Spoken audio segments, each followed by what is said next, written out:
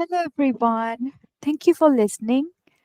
I'm Abitha Mohan, Associate Manager, Resilience at Salesforce. Today, I'm going to be reading a story named Dylan, the Dragon, and the Playground Ride.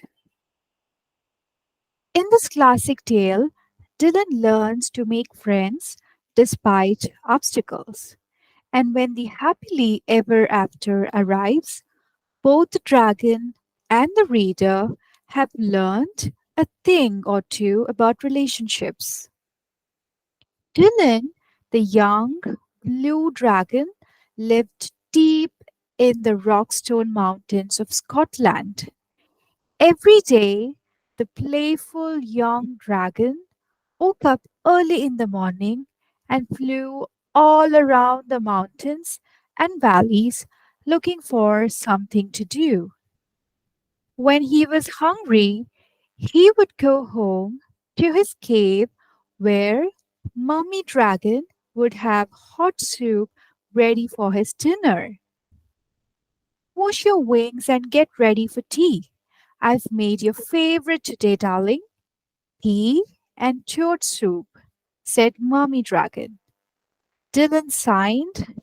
Oh, thank you, Mom, he said sadly. Whatever is the matter, son?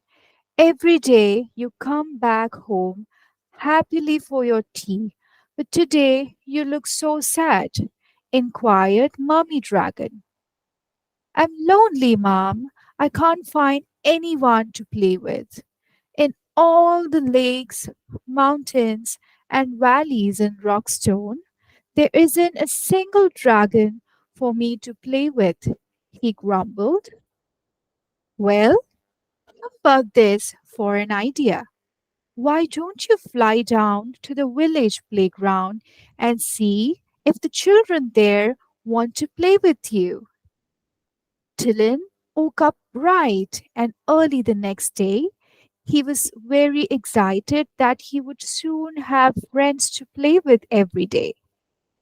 He put on his baseball cap and school tie and flew past the valleys and mountains until he reached the little village of Falkirk. He glided down to a passerby to ask for directions to the children's playground.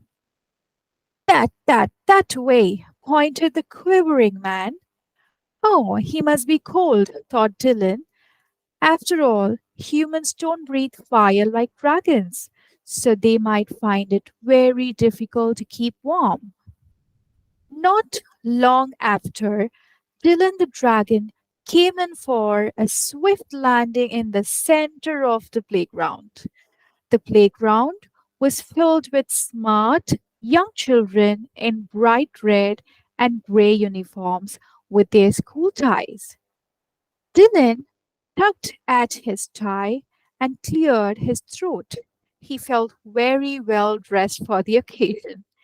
He was about to open his mouth to introduce himself when he suddenly heard, "Oh, it's a dragon! He's going to burn us alive!" yelled one of the young boys. All the children ran frantically towards the exits and disappeared in no time. Dylan sighed sadly. All he wanted was some friends to play with, but clearly humans were very scared of dragons. He flew home with his head hung low to see what Mummy Dragon had made for tea. The next day, Dylan decided to try and make friends with the children in the playground again. He tucked his white handkerchief in his left gill and scooped up a large branch lying on the floor. He made it into a white surrender flag.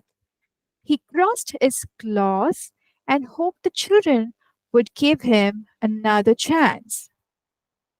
Down he flew again into the center of the playground with his white surrender flag clenched in his jaw. I just want to play and be friends, he said softly. But how will you play with us? shouted one of the girls. You are too big for our swings and slides. You won't fit in our roundabout. Well, why don't I take you all for a ride to the valleys and the mountains of Rockstone? Yay! Squealed all the children at once. They climbed onto Dylan's back, and off the children went on a very exciting fight.